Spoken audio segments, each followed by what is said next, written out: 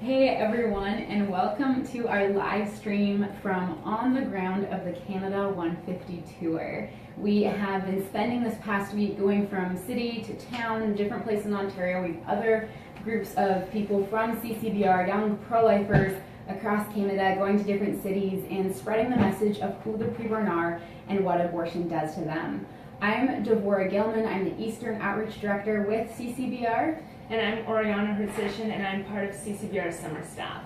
And we're really excited to be on a live stream tonight talking with you all, so thanks for spending some of your evening with us. If you guys have any questions about our tour, about CCBR, about the pro-life movement, or the pro-life issue, feel free to message them to CCBR and we will answer them at the end. We'll do some Q&A, so please Facebook message your questions and we'll answer them then. So if you're just joining us now, this is the CCBR live stream from On the Ground of the Canada 150 Tour. So we're looking at this tour, we're looking at some questions as we come up to Canada's 150th birthday. We're asking, and our nation's asking, what does it mean to be Canadian? And something very specific on this tour, we're asking Canadians, what does it mean to be part of the survivor generation? And as we ask these questions, we also have to ask, what does this mean for the future of Canadians? What does this mean to be a survivor generation and to look back and reflect on our history?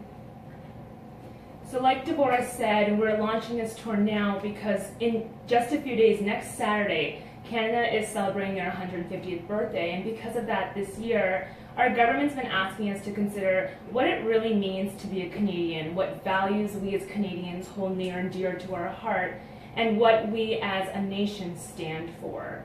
For a young woman named Anna who immigrated at 18 all alone to Canada, to her what it meant to be a Canadian was to live in a country that was free, a country where there were opportunities, where there was equality for all people, and where all human beings got human rights. Now, that woman, that Anna, she passed those values down to her children and to her grandchildren, of whom I am one of. As a second-generation Canadian, like many Canadians, when I think of that question, what it really means to be Canadian, I have the same answer. A lot of those same values that my grandmother had, I hold near and dear to my heart, too.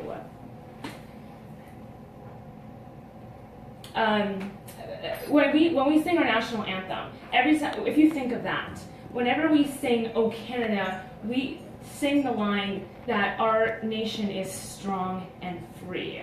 However, I want to ask you guys tonight, everyone who's tuning in and listening, is that really the case? Do we live in a country that is free for everyone? Unfortunately, it isn't. Today in Canada, there is a group of Canadians who are not considered equal under the law. A group of Canadians who are denied their human rights. And who are they, may you ask? They're preborn children. Preborn children in this country are not given the same legal protection as you and I. But was that always the case? Was there a time in our history that they were protected? If we look back 100 years, one entire century, Canada was once pro-life. Just 2 years after Confederation, Sir John Macdonald imported the abortion laws of Great Britain, and so preborn children were protected under the law. Sir John Macdonald, our first Prime Minister, he himself said that abortion saps the very lifeblood of a nation. It wasn't until 1969 that Pierre Elliott Trudeau, when he was Prime Minister, imported a law, an omnibus bill, that repealed Canada's abortion laws. And in 1988, all abortion laws were struck down. This happened after a 2-decade-long abortion on demand crusade led by the late abortionist Henry Morgentaler himself. And so since then, in Canada, abortion has been legal through all 9 months of pregnancy. Abortion in Canada, a woman can have an abortion through all 9 months of pregnancy up until the moment before her child is ready to be born for no reason or for any reason at all. And that's paid for by our tax dollars. Today, just this very day in this country, 300 preborn children were dismembered, decapitated, and disemboweled. Every single year in Canada, 100,000 children are discarded and thrown into the trash. And since 1969, 4 million Canadians have been destroyed. 4 million Canadians have been lost. And 4 million Canadians have not lived to reach their birthday. I want to tell you a story about a young woman who, she was born around the time where abortion was only ever, she lived during a time that abortion was only ever legal. She had never known a Canada that was abortion free. And so like you and I, she believed in values that Canadians hold near and dear. She believed in human rights. She believed in equality. She believed in freedom. Although when it came to the issue of abortion, she bought into the status quo. Being a part of a generation that's only ever known legal abortion, she believed the lies of the abortion industry, and she didn't see anything wrong with abortion. This woman, she was pregnant at the time, 7 years ago, and not only that, but she was scheduled to abort her preborn child. It wasn't until she walked past a display that CCBR was putting on. It wasn't until she saw a group of young people holding signs depicting what abortion does to preborn children. And when she saw what abortion is, the violent reality, what it does to preborn children, she knew that she couldn't let that happen to her own child.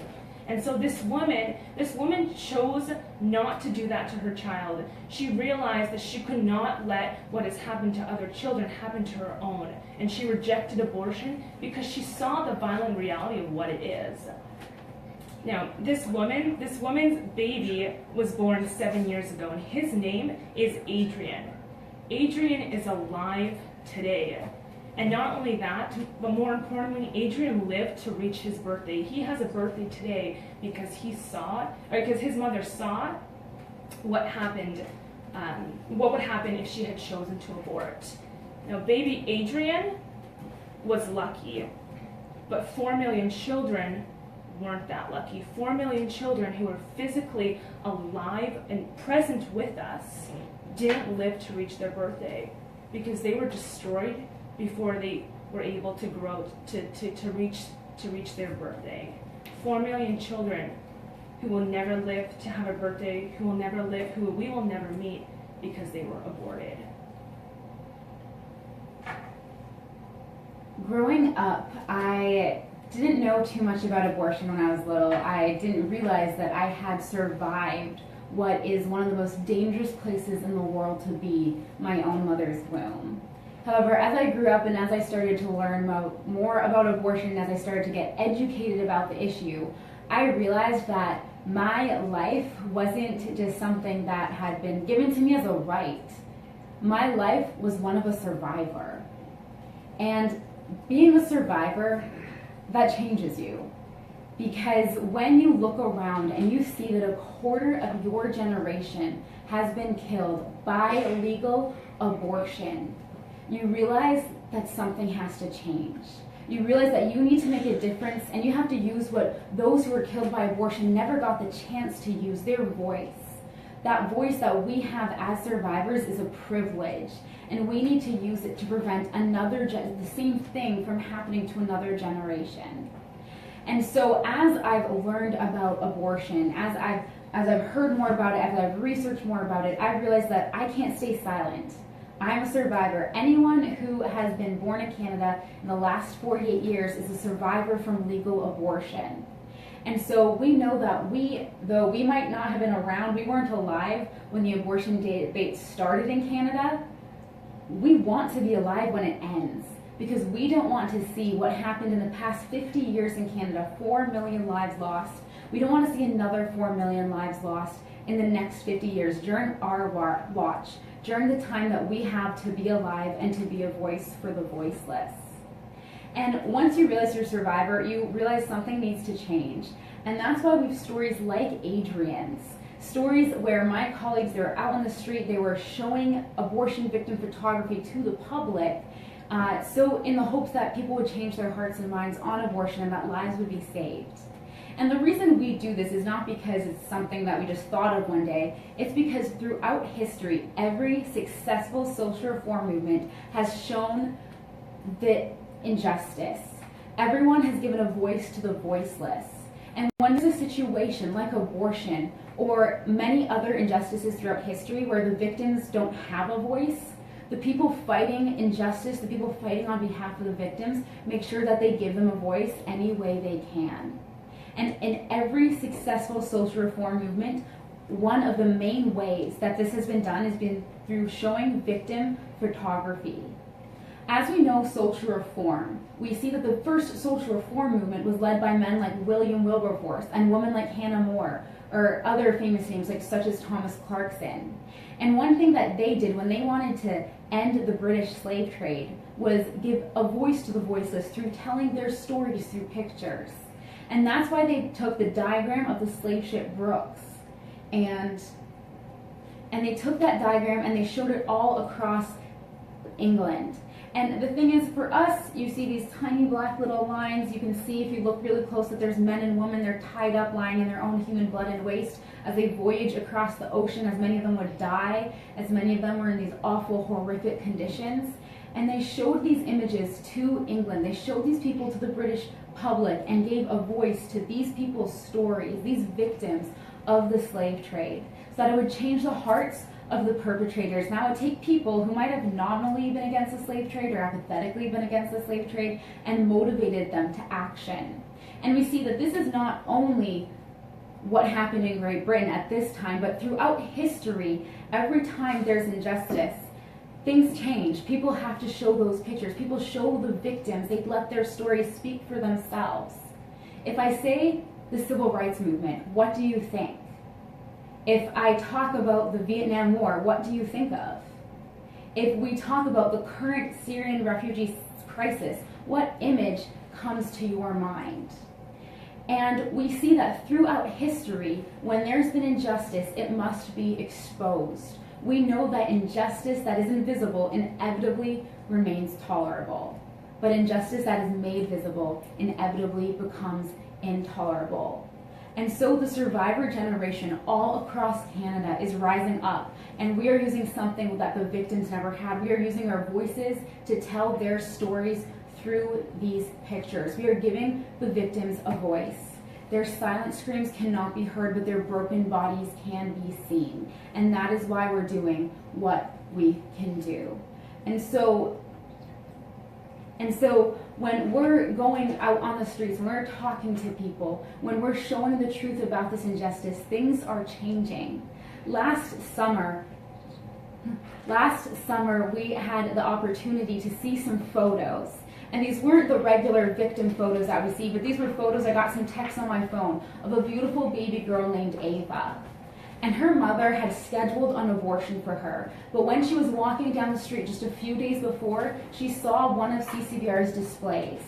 And when she saw this display, her boyfriend who was with her motioned to it and said, "Hey, that's what we're going to do to our kid on Thursday." And she talked to one of my colleagues there, and at the end of their conversation, Ava's mother said, "Those pictures are so effective, I can't go through with it." And that's why not too many months later, I got to take this woman to an ultrasound where I got to see baby's Ava's. I got to see her hands, her feet, her face. It was all visible on that ultrasound screen. What would have ended up in the trash was still there that day. That little girl's heart was beating. She was alive. And I've been able to see many beautiful, amazing pictures of Ava now as a little girl, growing and living because her mother saw a victim of abortion's story. So this is what happens. This is what happens when you have a survivor generation that doesn't take their opportunity for life for granted, but wants to use the opportunity they have to be alive to save the lives of others. And now I want to invite you to hear from some of those survivors. After seeing abortion victim photography for the first time in high school, I decided that I had to get involved in the pro-life movement to help change hearts and minds on abortion. Recently, I asked a guy named Nick what he thought about abortion, and he said he didn't know because he'd never thought about it before. We discussed human rights, and at the end, he agreed that abortion is always a human rights violation, no matter what the circumstance of the pregnancy is. He thanked me for being there and said that he would look into how he can get involved in the pro-life movement. My name is Christian Negar, and I'm a survivor.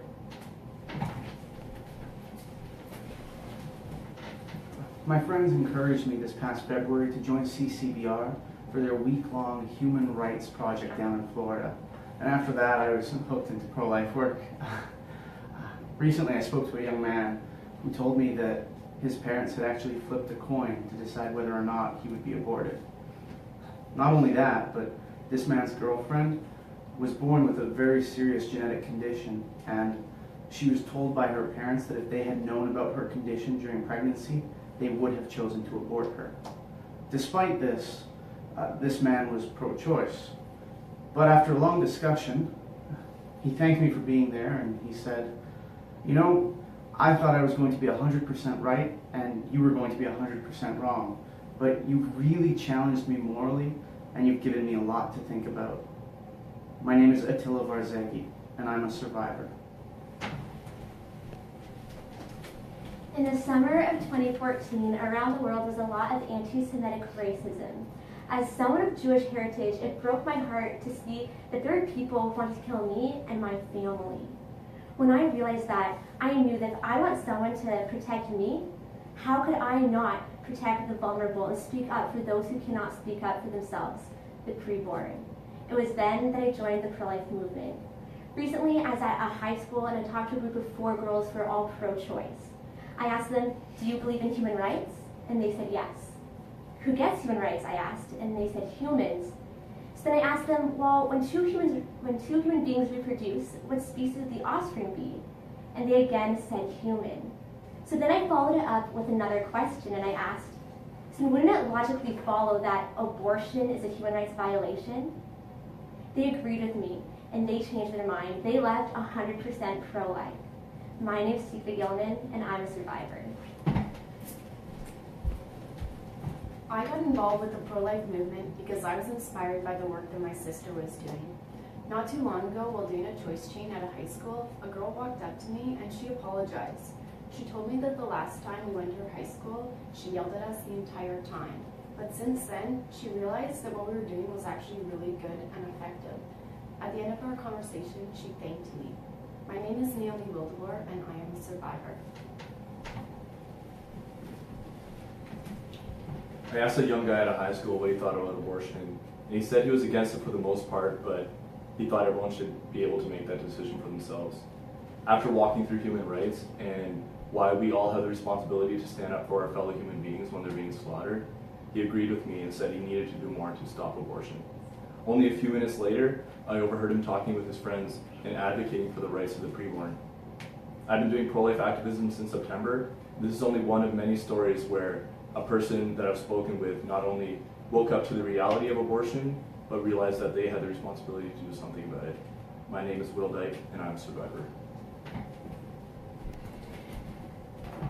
I first got involved in the pro-life movement after seeing a video of an abortion and what exactly it does to a preborn human being. Just recently, I was at a high school and I talked to a student named Brinley. We discussed human rights, who gets human rights, and when human life begins. At the end of our conversation, I asked him, "What do you think about abortion now?" He told me, "Abortion is wrong and we have a responsibility to stop it." My name is Carrie Ann Brower and I'm a survivor. This is what happens when survivors use their voices. This is what happens when survivors look into the future of Canada, and see if that Canadian history dictates Canada's future. We'll be alive for the next 50 years, and another 4 million children will die. And none of us are okay with that.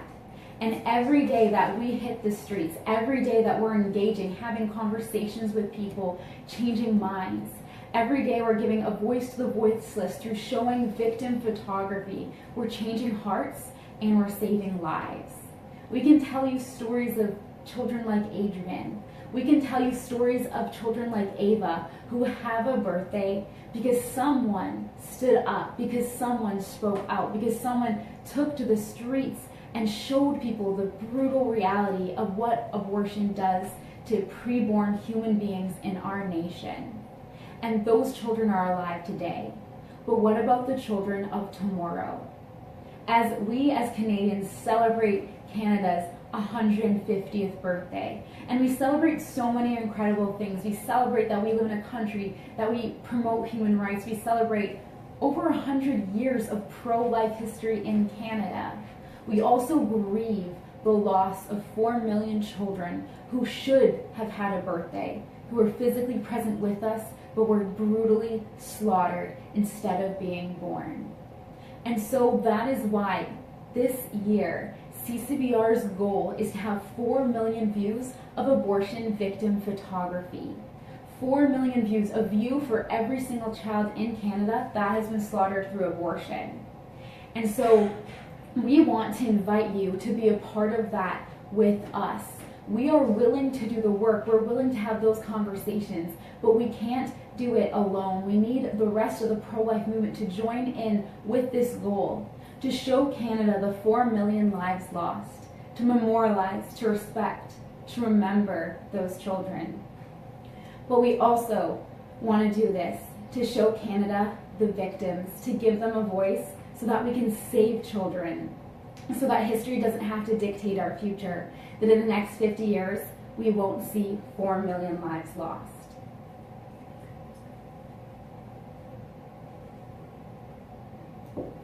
And so we want to invite you to do this. How can you be a part of it? Well, on this Canada 150 tour, we're going to several different cities. We're going to Kitchener, we're going to Ottawa, we're going to Toronto. We've been to many cities already, so we hope that some of you may have joined us then. But we're going to some more cities, so we'd love to see you there. And we're quite specifically, on this tour, we're asking Canadians to partner with us in a very specific way. A week before our summer internship program, where we were going to be showing Canadians, we were going to get most of those 4 million views during our summer while we have extra summer staff on, a lot of young people who can work with us while they have the summer off of school. We were hoping to get a lot of those numbers out, a lot of those abortion views, and we're still planning, and we have been right on track with our goal. But just a week before internship started, the Liberal government cut some of our funding that we'd gotten previous years because we're hiring summer students. It's how the program works in Canada. However, 1 week before we started our summer program to get these 4 million abortion victim photography views in Canada, the Liberal government denied us $150,000. The Liberals don't want Canadians to know what happened to those 4 million children.